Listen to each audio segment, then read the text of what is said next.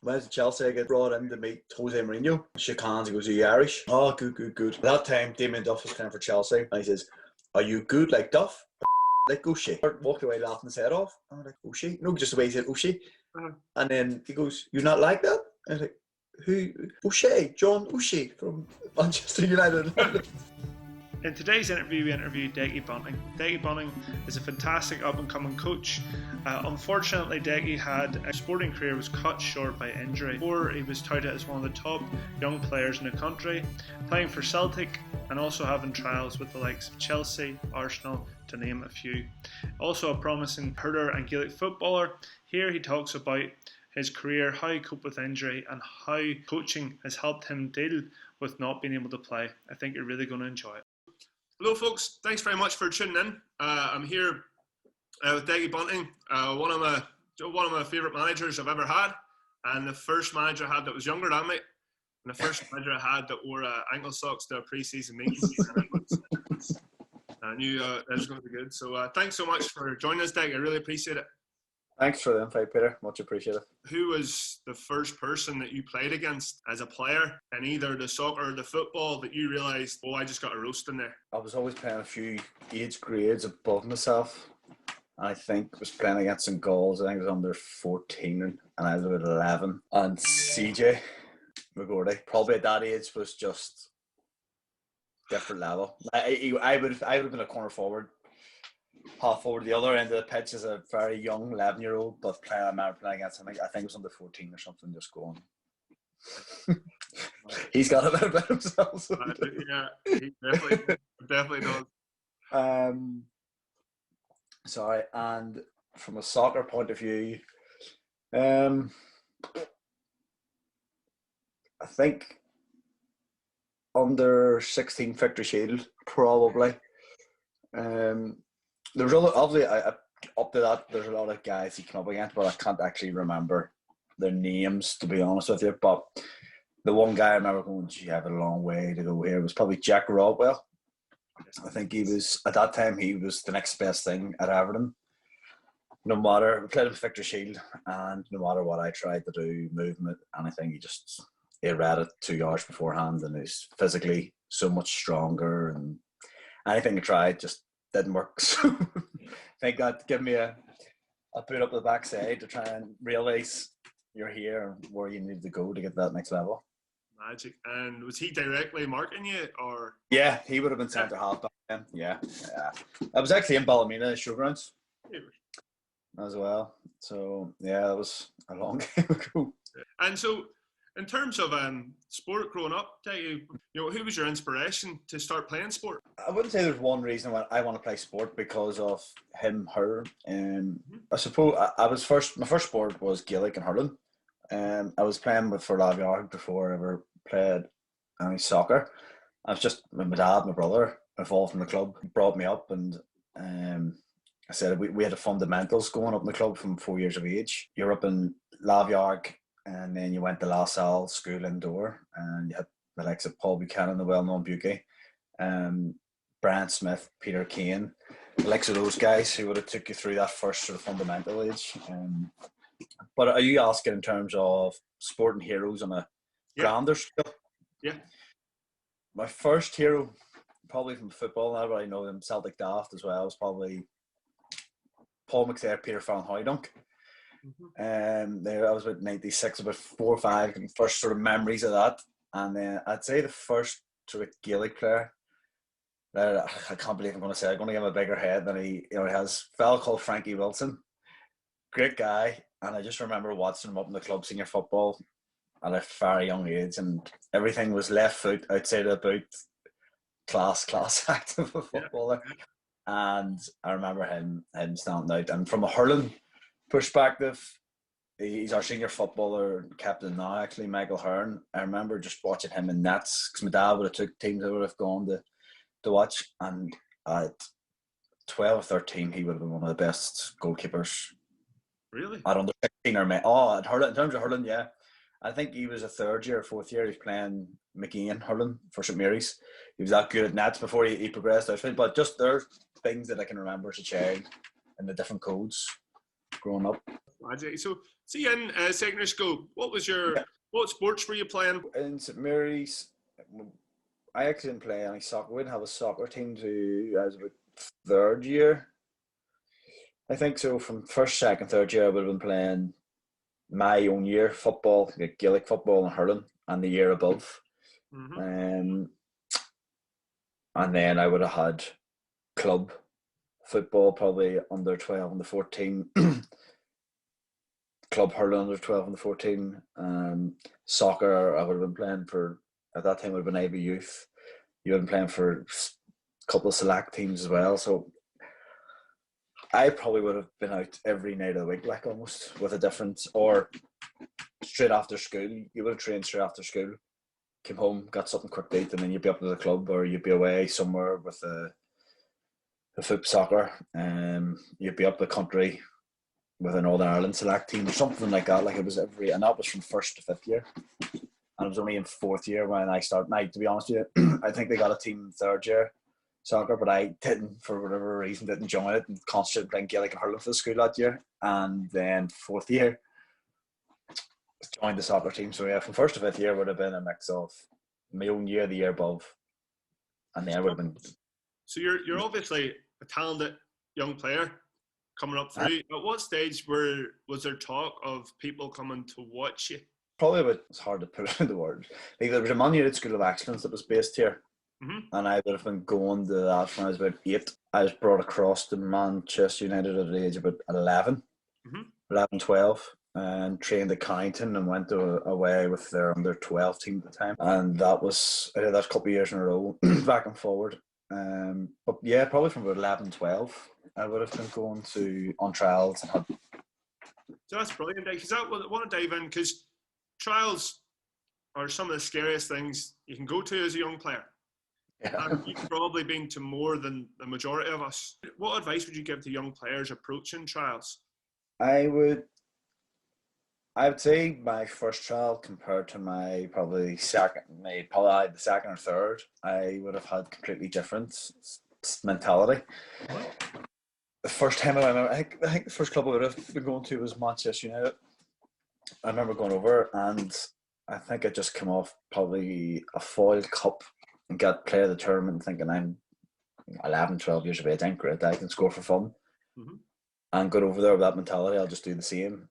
And very quickly, like, you might be the big fish in a small pond here, but you go over there, you're just another number, really. Like, so in terms of talent ways, I think the first year I went over it, okay, if memory serves me correct, but I wasn't probably standing out as you would back here.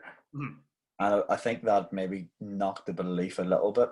And the next time back, I knew I had to be a lot better than what it was first time, because the way they look at it, and it transpired this way as well, that they go, we have a guy from Ireland, a guy from Manchester, doesn't need to worry about settling in, lives X amount of miles away, compared to a guy we have to fly over, try and find him digs, try and get him settled in. We don't know how he reacts, so why would we take the risk of this guy when we have a guy around the corner? Like that's the way they look at it. So you have to be that good bit better than the local guy, like. And that, my advice would be, go in with that mindset that you have to be better, but the belief that you are better. I probably didn't have enough belief in myself. I'd say if you, as a youngster, going across those different clubs, and it's funny now looking back, like the guy I played up front with, who was the same age as me in terms of England had it. We just did your actual year, so I was born 91, so everyone 91 over here would have played together, but over there it would be, I think they did school years. Yep. So it'd be half, it'd be like 90 and then it'd be 91, and it was me and Danny Welbeck who would have been up front. And I can remember going back and forward and thinking this guy's unbelievable. Yeah. But it transpired that when it came to probably 14, 15, they said, you're no better than this guy, who's a local lad, so we're not going to pursue. But I think they got that one right on reflections. But that's what you're up against. That you're going to have to win that mindset, I'm better than them and I'm going to have to show them better. Now, that's not trying to beat 3 or 4 men, put the ball in the top corner. Yes. But like, because that, you know, me, I'm totally against that type of stuff. But Yep. you need a mentality of, and that you are better, because they don't pass to you either. They know you're a threat. Yeah. You weren't made to feel overly welcome by the players. So you've got all that to contend with at 12 years of age in England on your own. Like, do you know what I mean? Like, realistically, when you look at it. So yeah, I don't think that they would do that as much now. Like, you probably have your parents and more support network around you if you were on trial at that age. But that would be my takeaways from memories, is going with a bit of belief. Know that you're going to have to push that wee bit more. You're not the big fish in a small pond anymore. And show a bit of humility when you do it, because that's what I know that's a lot of those academy guys look out for as well. What do you mean, humility? Don't be, because you're coming over from Ireland and maybe you score a couple of goals, don't be the big lad and be the big loud mouth, because like name names, there's 1 or 2 guys that I know went in with that approach and it doesn't go down well. And those academy managers don't want that about the place. Like, they obviously want a bit of a character, but there's getting that balance. Like, that's fantastic insight into that. And did you get a sense of imposter syndrome in these trials? Yeah, like I don't know, off the top of my head, like, it would have been a lot of different clubs, like, and there would have been times where you've gone to yourself that I shouldn't be here, really, like a big skinny drip from West Belfast going to London and whatever else. Like, and they used to, I can even remember, like, them, it's funny, contradicts what I said earlier on, that they were trying to get me to stop playing Gaelic. Like, the Manchester United coaches, you can remember them saying, don't be playing Gaelic, just concentrate on your shot, or you'll get your injuries there. But I think that might subconsciously feed into an imposter. Like, they're telling me I shouldn't be playing the sport, but like, should I really be here? Maybe that is my, like, now again, 12 years of age, you probably had 1,000 things run through your head at that time, but it might contribute to that sort of syndrome without you actually realising. But yeah, I would say definitely I would have had that imposter syndrome, and that goes back to your point, that go in with that belief. Right. You're there for a reason. Like, they haven't just picked you up because you're not good enough, or they have a tick box exercise to get a couple of people over from Ireland each year. Like, go in with the belief that you're going to get it, you're going to be better than the next guy in that position over there. That's magic. I can see, like, so you left these trials, or you came back home from these trials.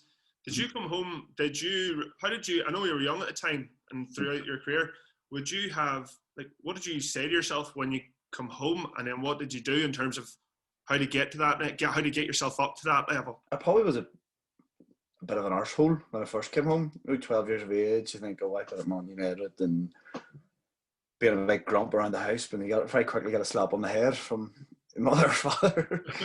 Takes you back down to sort of level-headedness. But no, I think it probably did give you that bit up the arse to realise that you still have a good wee bit to go and you need to improve. And even then, physically at 12 years of age, there were some monsters over there, like, in terms of physical, like, their physical presence. Anyone there that people would know? Who would have been in that team? I don't know if you would know, but a lot of them have had good career. Like Danny Welbeck, number 1, like England international, probably 50 caps for England. The guy Rafael Morrison, he would have been the year. Yeah, he was there. I can just have memories of him playing cricket in the room and just being as crazy as his career has shown. Guy called Matty James, I think he played for Leicester. For a good bit, guy Ben Marshall, I think they're all good. They've all made good careers for themselves in that championship. And who would have been above me from back here, the likes of Corey Evans and Craig Cathcart, who would have gone over as well. And even then, they would be physically stronger than me back then. They would just eat more steak and stuff. But in terms of a mentality change, and if you're talking about what I did extra in terms of more training, or there's probably nothing I didn't do more, to be honest with you, other than just keep playing and try and change that belief when you go back the next time that, like, I need to be better than them. Yeah, so it's like to any parents out there who have kids going across the water, it's about, you're saying that It's to give them that belief that they're as good as those. Yeah, like, there's obviously that balance that you need to work your backside off to get. But if they have a player over there who is as good as your son or daughter and is a local lad and maybe does work a little bit harder, they'll go with that. Like, when you're over there, like, yeah, I've been out of the loop a wee bit too long. I know a lot of things have changed in terms of PC and and stuff like that. But it's just going over, as I said, without repeating myself, believe that I'm here for a reason. I'm good enough. Be level-headed with it.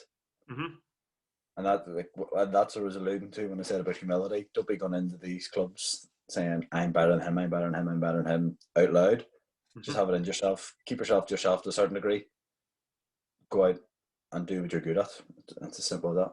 Magic. And then moving on into further trials, you ended up at Celtic, but was there anywhere else you were at in between? Because people look at your career and maybe think, geez, Deaglan was gifted from the start and he's never been rejected.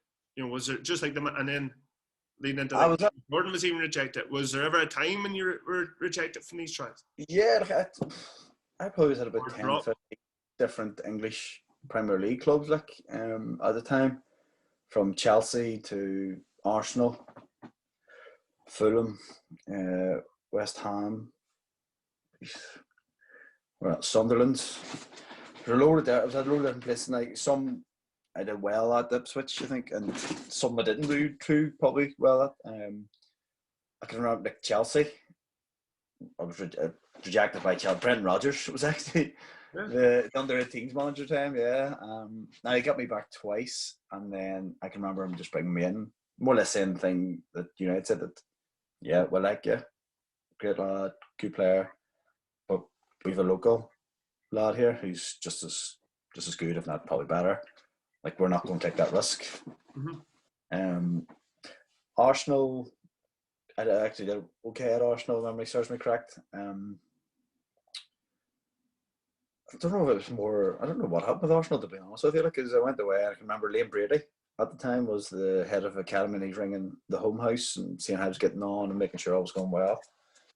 And I just sort of seemed to fizzle out. And then there is loads of rejections, but you probably don't know about either. In terms of, there's probably so many clubs that have came and watched, and I don't fancy him. Like, because there would have been other guys in my team who'd be getting trials with other clubs that I wouldn't have got trials with, and you're wondering, he's going to there. Like, could I not get the one there? Do you know that? But without him, the guy, I don't rate him. Like, it's life. How do you, like, teenage years, there's young people out there, and sounds like you handled, I don't know how you handled them personally, but if there's going to be young people out there getting rejected from these trials, like, how did you ever come back after and just feel, because you as a striker, or were you a striker? Yeah. Surely confidence is everything. So how did you manage to not let that, like pack it in, or how did you manage to handle that? Like, what sort of, whenever you just get rejected, how did you deal with that, and how did you make sure your confidence stayed high, and how did you keep progressing as a player? I might touch a nerve here with a few of the modern day children. I think we're too mollycoddled, and there's a lack of resiliency. You nearly say that? Resilience. Peter. You got it. Resilience amongst our youngsters. These days,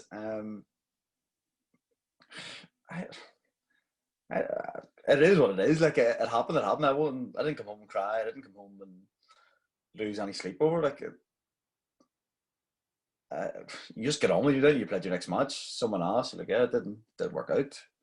Big wow. Like, it's not the end of the world. Like, it is what it is. Like, something, if it's meant to happen, it'll happen for me. Like, I'll be honest with you, like, that's what it was. And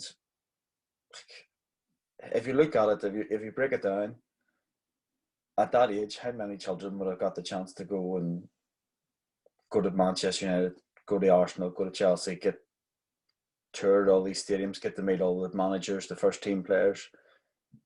If it doesn't work out, it doesn't work out. But I'm still in a very privileged position to do it. So like, there's no point in getting yourself beat up over. And I think that's what a lot of the kids, and that might come from. Again, I don't want to categorise and put them all into the one box. Like some of the modern day parents whose sons have talented football that I've dealt with are too much on social media telling everyone that their son or daughter scored 7 goals this week and he's off on trial here and he's going to do this and going to do that.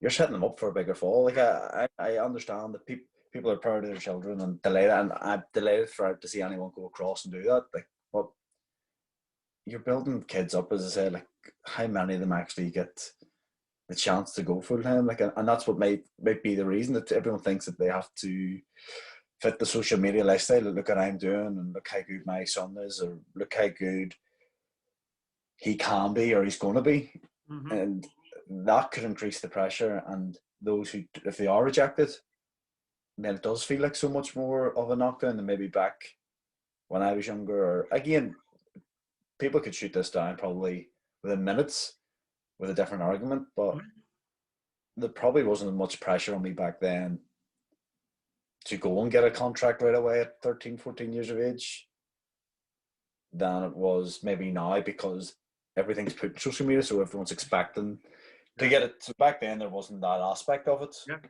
And you come back, you go up to the club, and because I would have maybe come back from Man United. I can remember coming back from Man United on a Friday afternoon, going playing an under 12, under 14 match that night. Like, you're just back to, like, for the club, you're just back to normal, and that's. I mean, it is what it is. Like, you just get on with it. That's probably maybe, I don't know if that's missing. Like, I don't want to be sounding old and grumpy, but that's my. I think that's an amazing point. So that kind of goes back to what you said earlier about it's great that kids play multiple sports, because it's the same with Kevin Niblock. He got cut. We were talking to him, and he got cut from the Milk Cup, and I was like, surely he said yes, it was deficit at the time, but just like you just said, the next day he was thinking about playing Gaelic for his club, and sort of a similar story with yourself. Yeah, like, and that's probably the beauty of having so many eggs in the basket, that you probably didn't have too much time to think about it. Like, and it is what it is. You get on with it, and it helps at a good family background, and mother and father, but they wouldn't let you get a big head, number one, and they would, at the same time, they'd be like, if it doesn't work out, it doesn't work out. Like, you're grand. Like, there's no pressure from them, if you know what I mean, to go on. And 4 sisters and a brother growing up who would annoy me enough to take my mind off probably as well. That's magic. That's magic, Deaglan. So, Deaglan, so you've gone through the trials and Celtic come through. So tell us about that experience. What happened there? Did you go for a trial? Did they come over here? How were you picked up by Celtic? I think the first time was actually the Milk Cup, maybe. I could be wrong. First time they watched me, a guy called Jerry Reddy from Dublin. And I did quite well in the Milk Cup. And I got golden boot or something. And they came and watched me again. I might have my timeline wrong. I played for the North, the schoolboys, against the schoolboys down south in Dundalk, and scored a winner, I think, which didn't go down too well with some of the family household. yeah. Some of the friends. No, I'm only joking. And then I went over that summer for the first time.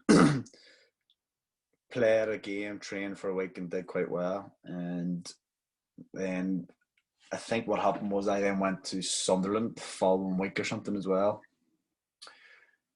And there was a bit of an argument over where I was going next. Can you remember that? And then I didn't go to either of them that following week, that summer. And went and played Northern Schoolboys, get back over to Celtic in December, January.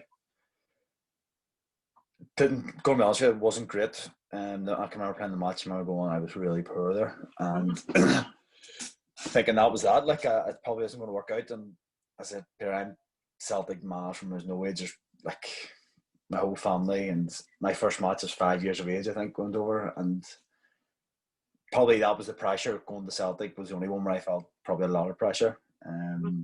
Like, dream come true. I know everyone in Ireland says they're a Celtic fan, but I've But without being a Celtic fan snob, like a lot of them just support Man United, Liverpool as well. It suits them to suit the sport Celtic when it suits them.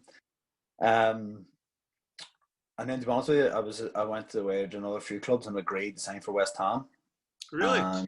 Yeah. So I was back and forward a few different clubs and ended up saying, all but saying for West Ham. Hadn't heard anything from Celtic in a couple of months, and then just mad how it happened. My 16th birthday, Celtic had a game the day before away to Kilmarnock to win the league. If they won that day, they won the league, and that's what I got. My birthday present from 16th was my dad brought me to that. It was Kilmarnock away. And that was a Sunday, the 22nd of April. Nakamura scored the last kick of the game to win the league for Celtic, free kick. But just before that, the match, we were in this little shack of a bar in Kilmarnock. Right. Now, bear in mind, the next week I was going over to sign for West Ham. Right. And my dad got a phone call. I was under the juice before anybody. I was under 15, 16 years of age.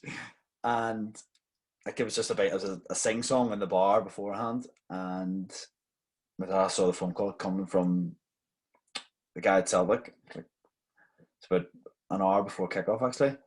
I went out and came back in, says, "Come here a wee second," and that they offered me a contract there and then. And I remember them asking, like, "Well, what do you think?" At this time, I know I'm going to watch Celtic hopefully win the league. There's a full Celtic sing song going to be. I knew I would find it difficult to say no. But conscious that we had already agreed in person to sign for, like, give West Ham the word, to go and sign for West Ham.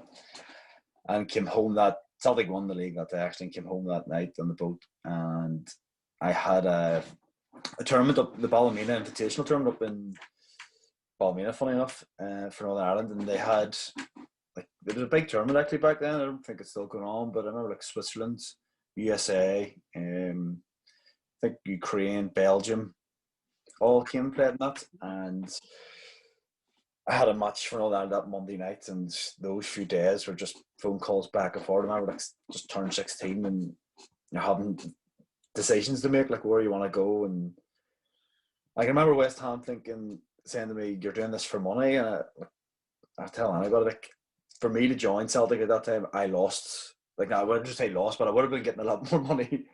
Right. Not that it makes a difference to that is, like, because that wasn't the reason behind. But I remember the guy in West Ham, like, trying to insinuate that. Like, no, like, I'm Celtic, like, this is been controlling the whole family. I remember the guy going, like, "We'll buy you 2 season tickets for Celtic if you still come and you go up and watch them." I just remember laughing, and ended up, I think, on the Tuesday night or Wednesday, I had to give Celtic a decision, and and it's funny, like, Tommy Burns was the man who signed me, and I just remember that I was like, "I'm not negotiating with that man. Whatever's offered is accepted," and that's what it was like. And that was the Wednesday, and it all happened so quick. They got me over that Sunday to sign for them, yeah. And see, just this is maybe slightly cheeky, but, like, you had a bit of leverage there. Looking back, between two people looking for you, do you think you could ask for maybe 3 seasons? I did spend 3 years at Celtic. You probably, no doubt, like, in hindsight, no doubt you could have, but I couldn't. It's irrelevant. Like, just the dream come true is there, and you know what? It's probably a bugbear, and a lot of Celtic players who support Celtic will say the same. They know that they have that sort of, they can pull the heartstrings, and they can offer you that little bit less than they would to the guy from England or the guy from Italy or Belgium, wherever they used to be getting all these guys in from, because they have to have some sort of additional incentive for them.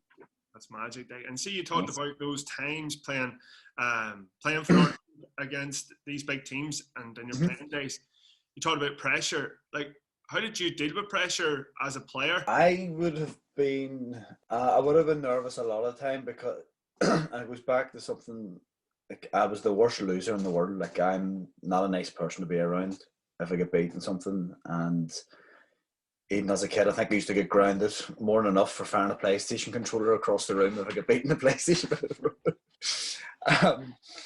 But yeah, so I would have got myself all worked up. But I think it was more, and it's still even now in the coaching field, the fear of losing more than wanting to win, I think.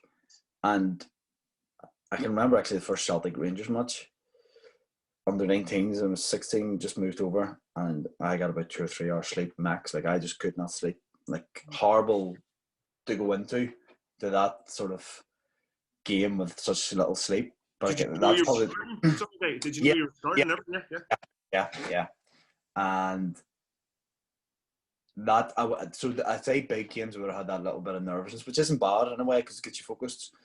But in general, I wouldn't have got too worked up for all the like middle of the road type games. But when there's like a big game, I would have been nervous. Like, yeah, definitely. And again, it's more that looking back even now and knowing what I'm like now on the sideline, it's a fear of losing more than anything. I think, yeah. And what advice would you give to a young sports person who's got them nerves going into them games? From a personal, like how you dealt with it. What I dealt with it wrong. Like I used to like put the Celtic tunes on the night before as if I needed to get something motivated. Like, do you know what I mean? It's stupid in hindsight and watch. I can remember playing England in the Victor Shield.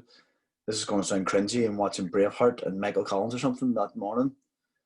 I'm going, why? Like, you think you have to do all that stuff and listen to Al Pacino speeches and all that nonsense. There's a place for it, but I would try and get myself away from the game in terms of go and do something different. If it is lying in the room and you're resting, watch a comedy or listen to something that's not related to football or sports whatsoever. Like that's what I try and do now. Like, before a game, if I'm taking a team, go out for. I know they're kids, like, but if you're on that sort of 15 to 18, maybe go out for dinner with your mates, preferably non-football friends. We don't have to talk about it. Yeah. Go to the cinema. Just do something that distracts you from having those thoughts. If that's how you think, there's other people can just detach themselves, but I can't. Like, I think about it too much and overthink it. So I think it's better now. I've developed the night before a championship game, I would try and go out for something to eat with a girlfriend or cinema, just to try and take the focus so you can relax at least for a few hours. And you were talking about the time going into the old firm and the under 19, and you're 16 years old, you said? Yeah, at that stage, yeah. Yeah, and talk us through that. So you like the night before, couldn't really get much sleep. And this is a good example of how you dealt with the preparation wasn't perfect before the game. So talk us through that, how you got yourself ready for that game. I was a Saturday morning. I only moved across and wasn't expecting to play on that age group for, to be honest with you, like probably the next year or so. I thought I would just play under 17 that age. Just worked out a couple of injuries, worked out lucky that I got a run of games, was doing okay. And then, say, the fourth game in the season, it was them. And it was at Murray Park at the time, and I actually lived, the digs I was in was a 10-minute walk, but I remember them making me and the guy, Danny Larfy, I lived with at the time, go into Celtic Park to get the bus back out. We could have walked 10 minutes, so I had to go 10 miles that way to go. Which probably didn't make things any better for me in terms of trying to calm my nerves, because I remember the Friday night before, having all your usual, we would have had your dad at that time, you were carb loading. Right. Me thinking I had to go to bed really early, because so I'm lying in bed at 9 o'clock, just eyes awake, and it wasn't a 1 o'clock kickoff, wherever it was.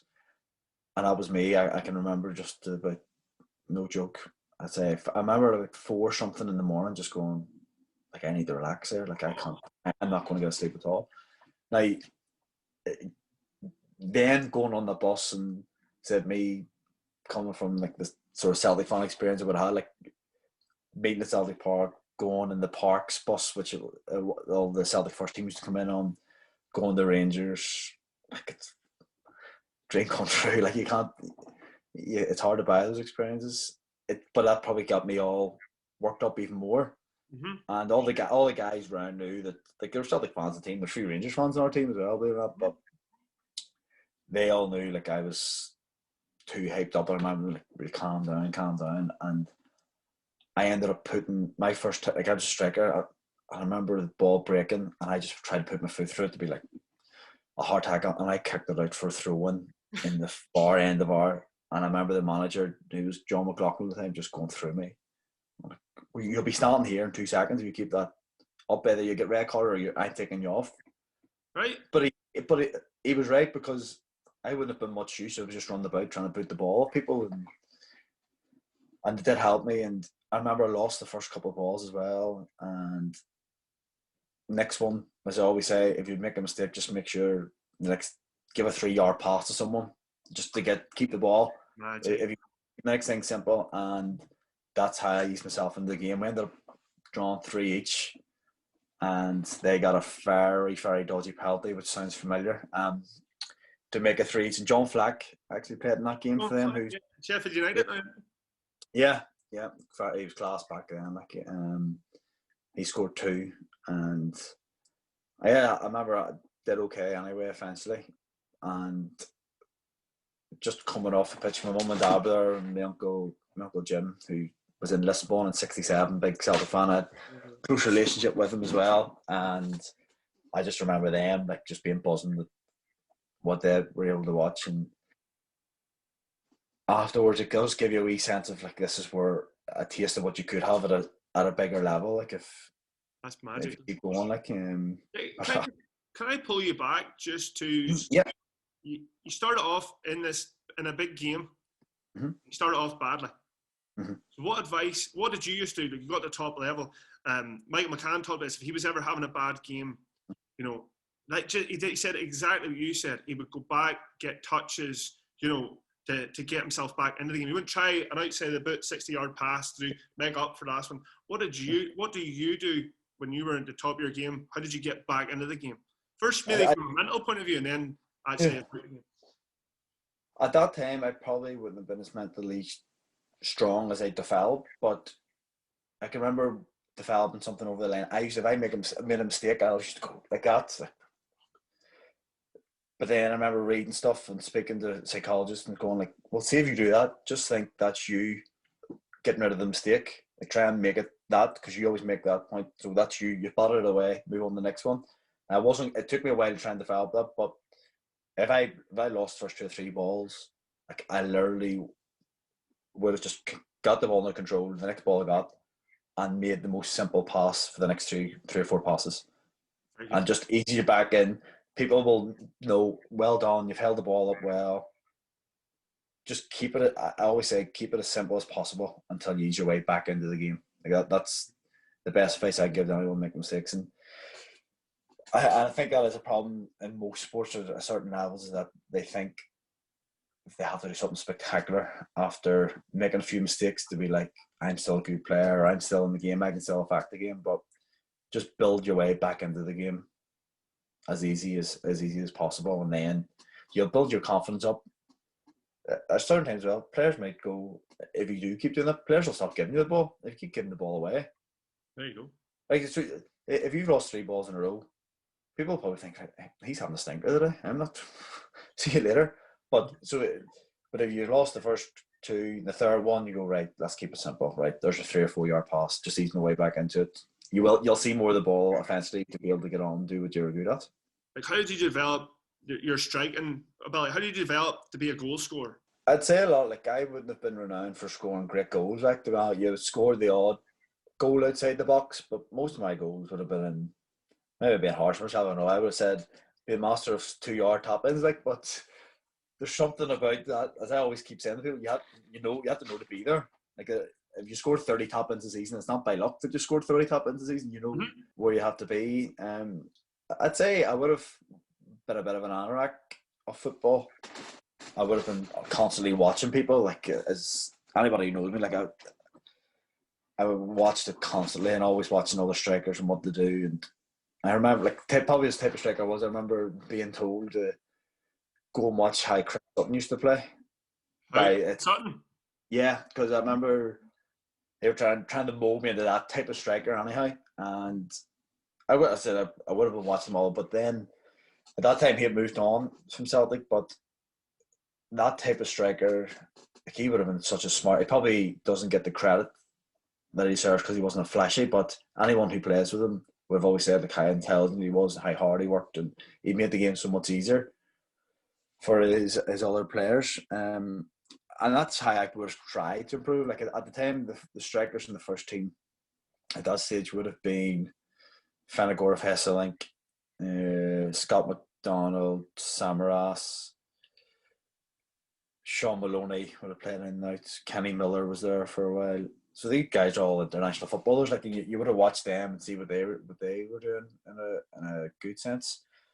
But a lot of it would have been probably just TV and watching videos, DVD. I would have no DVDs, and that's how I try. Like, I'm not saying I sat every night and watch them, like, but I would have tried to take something from watching those who were far higher level than me and much better in their career, and take bits and pieces. Especially nowadays with the younger ones out there, there is YouTube out there, and it's important to go watch these guys. Now, see, when you're watching a game at that time, are you watching the game? Or are you watching the player? And that was probably when it's a live game, if you're watching it and at it. That was my problem as a Celtic fan playing for Celtic. I've always said, like, you would have been encouraged to go and watch, like, if you're watching the first team, watch the player in your position rather than watching the game, which I struggled, to be honest with you, like, to do. Mm-hmm. But I would have been happy maybe to watch back. It would have been easier. Or if I was watching other teams, no bother, I can detach myself easily, and I would have been able to watch how there's a striker at Rangers who I thought he was magic. He was a guy called 𝐷aniel, and he was just so smart, the way he backed in, the way he bought fouls and free, and it was just hard to coach. It's hard to coach someone like that. You either have that sometimes, I think, that bit of intelligence and cuteness, or you don't. And I remember I used to watch him a couple times. Like, I like what he does. Just not score goals, but just the way he used to play up front. Again, I think Chris Sutton was at Villa and then Birmingham at that stage, and you would try to watch bits and pieces still of him and how he played. But if Celtic weren't playing, I would have tried to watch someone in my position, the movement off the ball and how they bought free kicks, etc. But I'm going to be honest, I struggled to watch the player in my position of Celtic first team playing. Is there any top players you played against? What made them stand out? Different clubs was at. Like, I remember at Arsenal, Jack Wilshere, Jordan Henderson. At Chelsea at that time, it was Scott Sinclair was actually at Chelsea at that time. Jack Cork, I played for Southampton a few times. From Celtic, James Forrest. Trying to think of boys, Colin McGregor. Who'd be relevant and people would know. Is there something that set them out? I'm harsh, Peter, as you probably know, and people, like, I'm hard to please. James Forrest would never get flustered by, use him as an example. Most people probably who would potentially be listening to this would know him, would probably watch him more than any of the rest of them. And Jamesy would not get flustered by anything. Like, any mistake he made, anything he did wrong, it did not bother him. He just got on with it, went and done the same thing. Like, if he had been successful with this 7 times out of 10, and the first 2 or 3 weren't successful, whatever he was trying to do to get by a player or whatever crosses it down, he would keep doing it because he knew it worked more times than it didn't work. Colin McGregor, he was a bit younger than me, he's like 2 years below me, but he was always in playing training, and he's just so calm, like, just nothing flustered him. And it's probably a mentality thing more than anything, that these players don't get themselves worked up too much, either high or low. Like, they'll not get, if they win, it's great, but don't get too excited. If they get beat, it's not the end of the world either. Like, that's probably something in hindsight you look back and you see that they're able to detach themselves from either or. Brilliant. That's magic. So yeah, super. And see the likes of Jordan Henderson. Are you surprised to the level he got to, or what was your look at it's a funny story I've told before. Like when I was at Sunderland, I did quite well, to be honest with you. They were going to offer me a deal, and my groins and back were even sore then at the age of 15. Like the problems were starting, and I played a match there, and the next time they played a match, I was sore, so they didn't play me. But I remember standing at the sideline, and his dad was talking to me and one of the other guys who was from Sunderland, and he knew him. And he was talking away, and he was like, "Oh, what about yourself?" And he was, "That boy of mine giving you a hard time." And I was like, "Who is he?" And he, I started laughing because he wasn't the nicest person in the world. Then, in terms, he had that captain's mentality, which he probably has, and I can remember him being a wee bit horrible and always on top of people and always pushing. And as I remember his dad saying to me, he thinks that nobody has a God-given right to play for Sunderland, and he'll keep pushing, especially the trialists. Right. He'll push you more than anybody else, and he doesn't mean anything. What age are you there? That would have been 15. I would play on the 16s on, yeah. So your dad was saying, sorry to interrupt your flow there. Yeah, no, yeah. The dad. So I remember the dad saying like that. Yeah, like don't be taking it personal, and I know what he's like. And if he gets too much of a line, tell him. But he means it in the right way. And so yeah, he was class back then. Like I know a lot of people have criticism over him, the way he plays. Like, you don't captain Liverpool in England and win the Champions League, and if you weren't good, and he obviously had that mentality from that young age to be the best, and that to get everyone around him had to be the best. That's magic. And see, Wilshire as well. What about him? Did you think he was going to get to the level he got to? Probably not. No, like I said, I played a match with him in Arsenal's training ground, and then we went away to Holland and played a tournament in Holland together for about a week, and I played up front and he played actually just in behind. Like he was a class player, like there's no, but I remember they rated him at that time. They thought he was going to be the next best thing. I was 14 again, 15, but I wouldn't have imagined he'd got to where he did get to be honest with you, like where he probably at that one stage was England's next great hope. But again, we actually got the bus to Dover, got the Channel Tunnel, and then drove from Dover to Holland. And I just remember like he was sitting behind me and he's very chilled out. Like he never got worked up.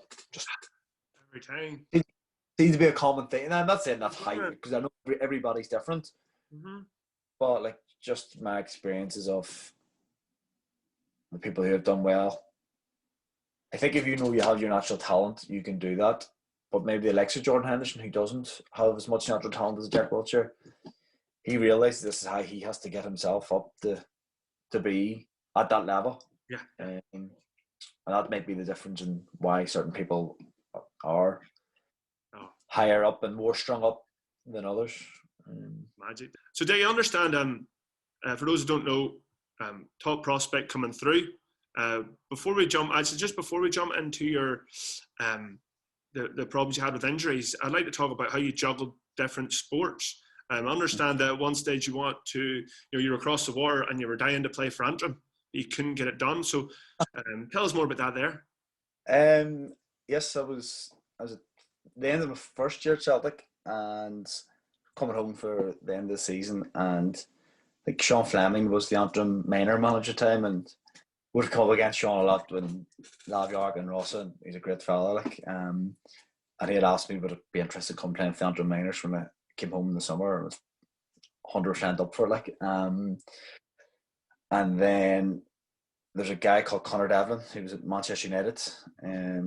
He was actually moving to Manchester United that summer, and the Gaelic Life did an article on it, and I can remember somehow I get back to someone down south who was related to Celtic, and I was told you're not playing that game, son. You're and I can remember the time, I couldn't even tell Sean the truth. I just told Sean I was injured because I didn't want them to think that because the article had gone out that it was his fault or some sort, that that it happened to transpire that I wasn't able to play. I did have a niggle, like that my groin. The problems were getting worse at that stage, like, but I still, if I hadn't been told not to play, I would have played all right. Like, but it was a breach of contract, and I would have got a heavy fine. Yeah. So yeah, sad. How did you cope with that though? Like, how did you react to that in terms of, of a young player now? How did you react to? There's lots of young players there that have to make that decision between two sports. How did you react to not being allowed to play another sport? And at that time, I probably couldn't have much complaints. Like, I played the first year at Celtic, done well, and was a professional footballer and all. But like, I'm not saying I was a professional footballer playing first team, but my job every day was to go and play football. So I was a lucky person to have that. So I don't think I could have complained too much to people that I didn't get to come and play the first round of the Ulster Minor Championship for Antrim without people telling me to catch myself on. Like, that's what it is. Like, again, I was annoyed generally because I remember even going and watching it, and I think there was only a couple of points in. I think it was Cavan. Cavan? I think it was Cavan. Yeah. That would have been first year mention. I think who was in that team? Would have been Mickey Armstrong. That's good. Dermot McVeigh probably would have played in it. I think, I'm not too sure. Maybe Hugh McNulty. I work with him now, so don't. He was a terrible footballer. And it would have been that age group anyhow. Very good team coming through. Like, so, yeah. I think remember Paul Johnson from St. Teresa's. He played cornerback as well. I think they only got beaten by a couple of points. Memory serves me correct, by Cavan, maybe. And then the next year, Liam McGoldrick was the manager and had put out feelers and asked me. But that next year, I had 4 operations up, and I was nowhere near playing. I think that was the year they beat the seniors, beat Donegal. Yeah, got the Ulster final, actually. It was 2009. Yeah. So the minors had played Donegal before that, Bally Buffet, because I was up watching, remember. And that was another chance that had gone. But there wasn't even a stiff because I hadn't even played a match for Celtic in like 8 months at that stage, like so. But the feelers were put out, and just you always think I probably could have played for 10 minutes maybe and done something like that. But you said that you had a good season with Celtic that first year. So what was a good season? Oh yeah. They sort of, from a personal perspective, like, I was playing reserves under 19s at 16 years of age. Like, there was only me and another guy, Richie Tall. We were the only two at our age who were actually doing that. Like, Jamesy Forrest wasn't even on the bench for the under 19 team. He was just playing under 17, his own age group, where we were playing that level. So, and I didn't expect to be anywhere near it. My first year, I thought under 17, if you get on the bench in 19, you're doing well. And like, you were told you were doing, if you know what I mean, you were doing well and exceeded some expectations. So that's what you would say is a good season, probably. Scoring, how was it? Goals you were scoring? Was it team was doing well? A bit of everything, probably. Just a bit of everything. Just having good performances, like, and it did okay. And as I said, was played for in the internationals from Ireland. Did very well there as a team, and I scored a few goals for them as well in big games. So that would have been a good first year. And you're going now at the end of that year, we get beat in a final, heartbreaking, by Rangers at Hampden Park, like 1-0 up, and John Flack scored an absolute wonder goal in the 93rd minute. Brought the extra time, and they beat us 2-1. No, well, it was 2-1, and then we threw the keeper up for the last corner, and Flack again caught us in the counter, and he dropped it into the empty net, like. But that was that. But that was the end of that season. And then I got an operation, my first operation for the groins at the end of that season. Thought everything was sorted, and I was going to the pre-season the next year feeling I'd be okay. Like, so that was 2007. was the end of my first on everything and going on to youth team. And you mentioned earlier you played in the first team. Do you remember when you get the call for no, that? Oh, the nerves. No, I know. I never played there. I trained. We trained, yeah. A couple of train sessions. Who was in the Celtic team that time? And that was Strachan. See, so you would have had like Boric was in nets, and you would have had Andres Henkel, Mark Wilson right back, you McManus. Big Bobo was actually there, and he was in and out. It fell out with the players. There was Gary Caldwell, Lee Naylor, you had Scott Brown, you have Big Gary Yarshik, Nakamura, McGeady, Maloney, Seth Fanagor, Heslink, McDonald's. They won the league last day of the season that year up at Tannadice. Barry Robson, he was another one who came in who was brilliant. Darren O'Day. And then offensively, that was the first season, and then Paddy McCord came in. Tommy Gravison was there, like the madman that we've spoken about before. So yeah, there's a lot of big characters that were there. Were they good with you? Was anyone that was sort of like a senior player, or a younger player? You really appreciated what they said to you, and 100%. Like, Aidan McGeady, it baffles me that Celtic fans, some Celtic fans give Aidan McGeady, like say he wasn't good enough for his one trick pony. Aidan McGeady was for 2 years was unbelievable for Celtic, and he was very good with me, and he would have always abused me, like in a good way, weighing me up. Bruce Willis, he would have called me for Die Hard, like Celtic fan. He would have given me a bit of stick and stuff, like, but he was very good. Sean Maloney was brilliant. It would have been more, to be honest with you, the sort of Scotch and Irish boys would have been very good with you. Like, and eventually, like, I became friends with Paddy McCourt and Niall. Again, we would have been good friends at that eventually when they joined the club. But yeah, like Stephen McManus was captain there, and he was a gentleman. I remember one day he just came in and says, "Take your pick," and threw me 4 or 5 pairs of boots. Just stuff like that, which they knew that. Like I said, there's someone who used to slag me, and someone wouldn't have known who you were, like, and they wouldn't give a shit either. Like, but the local boys probably would have known, and they would have told the other one to wind you up about it. And he did. He came in to give me a load of pair of boots to take, and I remember they were too small, but I just didn't have the heart to say it, and I sent them home, and my brother and his mates probably made use of them anyway. But see, for a young boy, like, and coming into a change room like that, and you are getting a bit of banter thrown at you, what would you advise a young boy to do? I wouldn't have gone at like the dressing room. The only time you would have been in the dressing room was like we used to have to work at the games or like do your duties. So you would have been in to clean their boots and grab their boots and pick up all their dirty washing for them, like, and laundry. It's completely. I know we spoke about an open goal podcast. They always said as well, but it's shit. Like, I don't think that goes on as much if it does at all anymore. Like, you would have got a bit of abuse. At the same time, they would have been good to you as well. Like, I suppose constantly go and do as a bet, run out and do them a bet, and here get yourself one as well. Like, do you know what I mean? So just stupid stuff like that.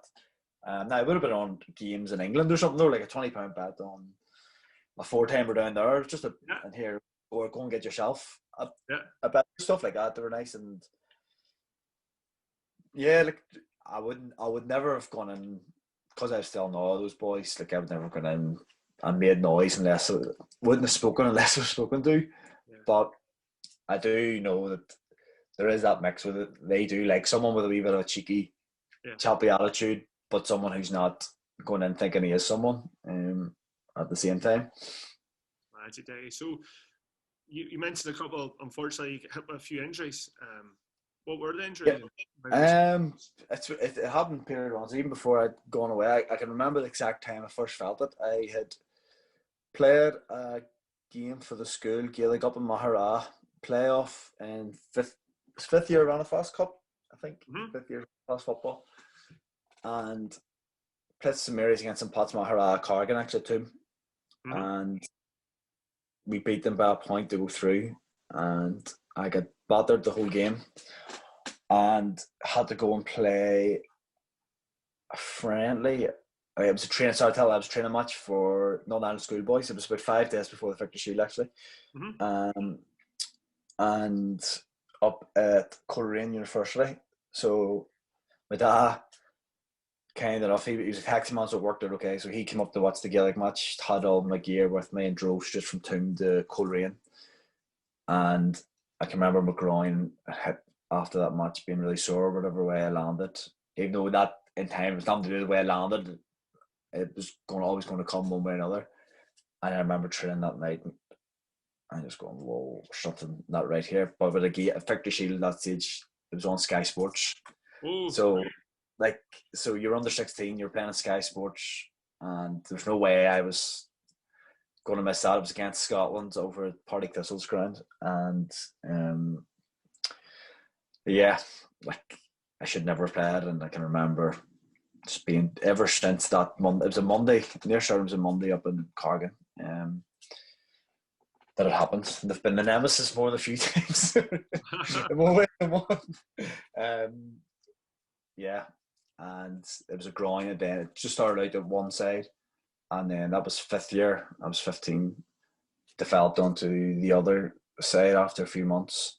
I can remember even playing for Northern Ireland in Belgium again. We used to play all the time in Belgium and taking painkillers to play a game, and then that's it used to it came, well, it didn't come and go like, but it was sometimes wasn't severe. I would take a few weeks out and I would settle down a wee bit with a bit of physio treatment stuff, and then I went over to Celtic with it. Like there's no question of that. And after the first season of having sporadic sort of rests and trying to rehab it, I got the first double hernia operation. Came back, had a really good pre-season, felt good. Started off the season okay, and then broke down around October time. That would be October 2008 or something, and didn't play another football match for 5 years or something. Had 4 hip operations, about 10 injections, and then they found out the whole time that my spine was causing it at 2 different levels. It was, like in layman terms, fractures, broken bones. So I got spinal fusion at L4, L5, S1, and they said that was you. Like, you want to retire? Good luck. Close door on your way out, son. That's like you're such a positive person. Like as I said before, not blowing your head up. One of the best coaches I've had, and best people to be around. So like, how does young Day? How did you deal with that at the time? Because there's young people going through that. Right? 17, I would have been when my first operation was 17, and then 17. It was from 17 to 19, more or less, bar 3 months from the age of 17, 19. I didn't play anything at all, and just got operation after operation, all over England, Europe, whatever, trying to get a fix. I struggled, like as anyone, like I say would. It was the pain. Like I was in genuine pain every day. Like, yeah, like that was, well, especially towards the after like the 4 hip surgeries and double hernia. The last 6 months, it would have been about 2009, 2010. Like I had to have a chair to sit in my bed just to get up out of bed in the morning time, like to help me get up. I had debilitated that bad, and you're just living off painkillers. Like for the last 6 months, when they had no idea, like I'm not telling lies, had no idea what the hell to do with me or how to fix me. My routine was get picked up. Probably my coach was picked up in the morning time, bring me to Lennoxtown. I got a massage, bit of walking about in the pool, back out, get another massage, get something to eat in the lunch, and go home. That's all. That was the height of what I could do. And like, you feel like a spur to a certain degree. And it was like I've never really talked about it too much publicly, like, but it was hell at times. Like it was like there's no. And you're on your own over there. You're on your own, like to a certain degree. Now I said become good. Paddy was very good. Now McGinn very good with me as well. Like good mates, and would have taken you out, and you just would have done things that you would have done together. Like, but even at that, you're seeing at that stage like people who would have been well behind me probably before I get injured over now. Jamesy, by the way, brilliant fella, delayed for it, but like I'm not saying anything in the slightest But at that stage, you're thinking, geez, he's doing this and he's doing that, and they were nowhere at that. Probably in terms of development, before I got, like, they were nowhere near it. Like, I know people develop at all different ages and levels, like, but I'd say at that time you probably were, that made it worse, your injury worse, that you were seeing them come. Not, I wouldn't say jealous. You probably are jealous, but not in a green-eyed monster jealous. Just this is where I potentially could have gone if it didn't get injured. But it's life, Peter. Like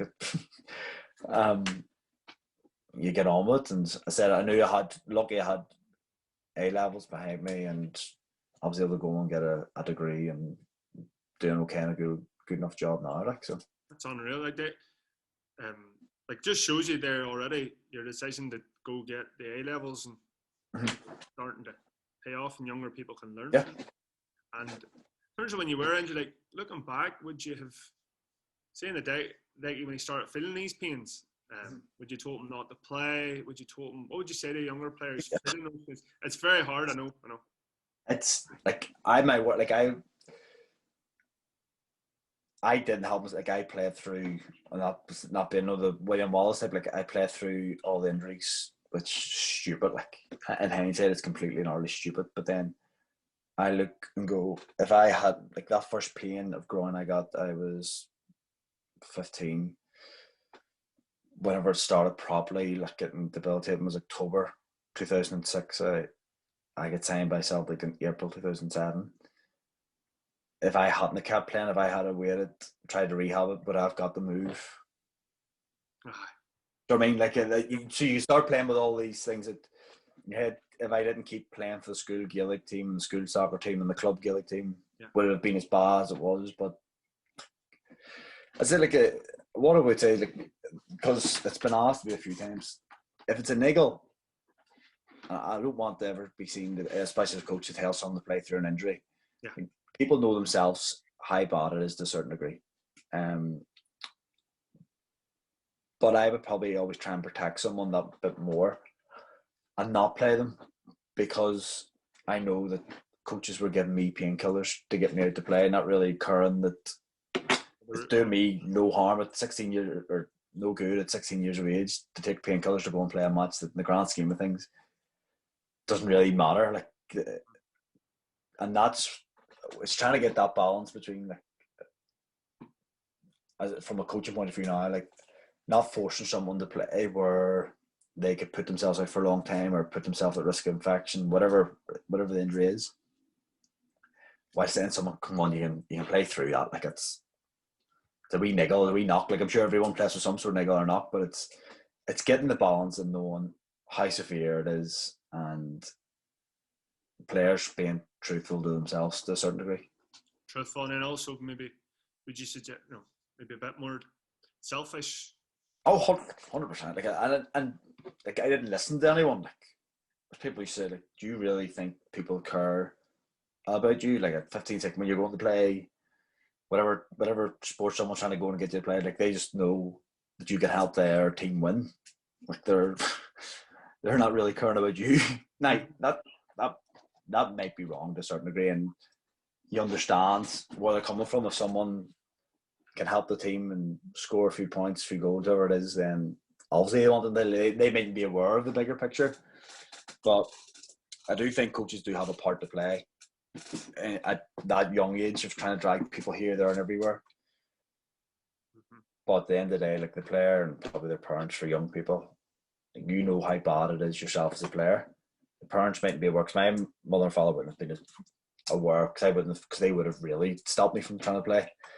If I told them the pain was in, which you don't want, because you're young, you're mature, you think you go through everything. But yeah, at the risk of repeating myself, the player themselves knows almost how severe and how bad it is. And it's up to them to know, right, time to stop, get it right. And there is times where you know that I have a wee niggle here, I'll play through it, I'll be grand.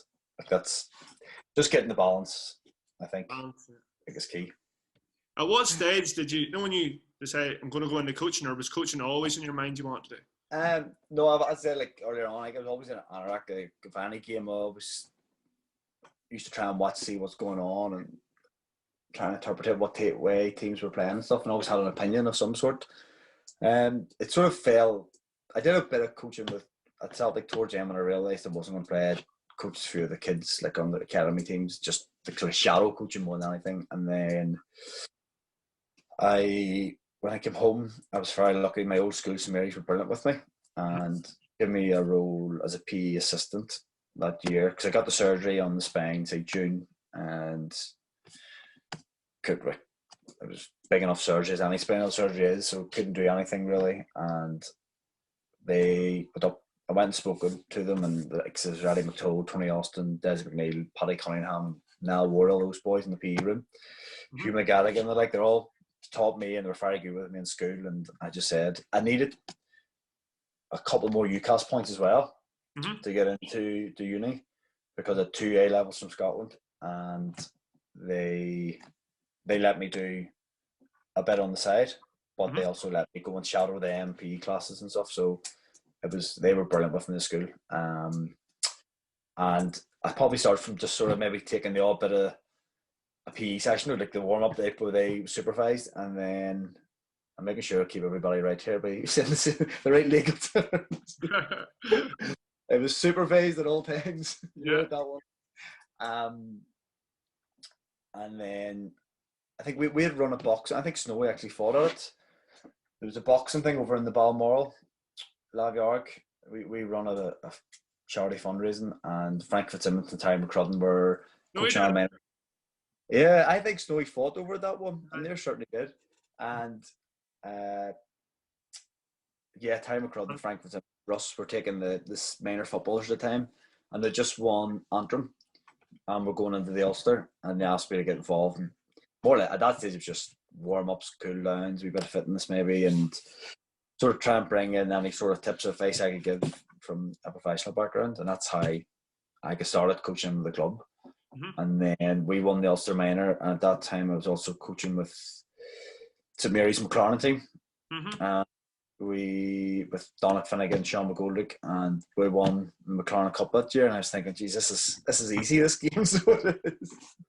And then the club asked me to take the under-16 team on my own, and that was that. Like, just took under-16s through to minor, their last year minor, and then ended up coaching our senior footballers 2015, very young. What age?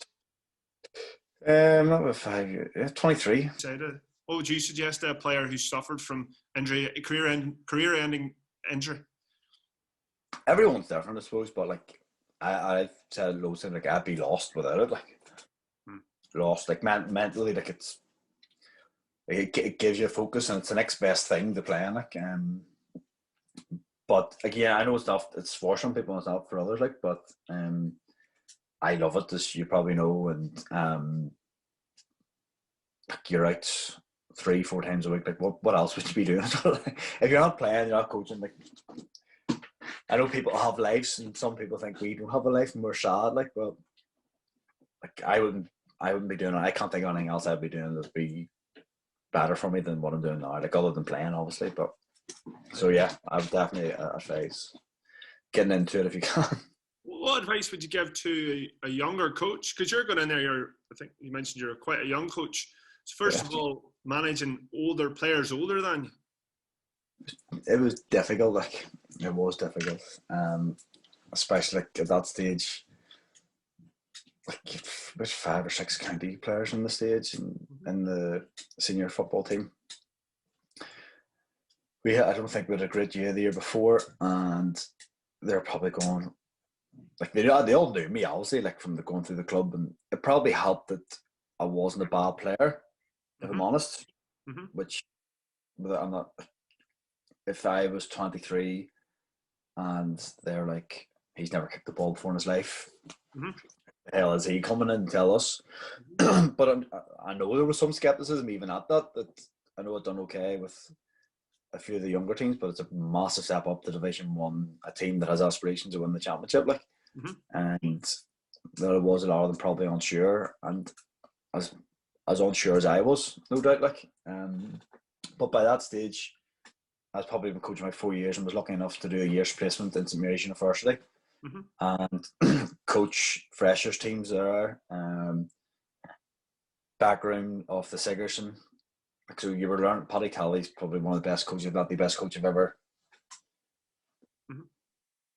learned from. And you're picking bits up from him, picking bits up from like Russ and Terry and the other coaches. I would have gone to a lot of the coaching courses that you can pick one or two things up, you're flying. And I would then, like, I knew myself that I had a wee bit of belief. Listen, I know I'm capable of doing what I want to do, but it's whether they will respond, knowing that number one, I'm a club man, and half of them were my best mates as well, I'd say, which probably I thought was going to count against me. The other ones are in their 30s going, who's this kid telling me what to do? And then you have your county footballers who want the best, and I don't mean on the negative, I mean on the positive way, and they're thinking, Jesus, this kid's never had a senior football coach before and he's coming in.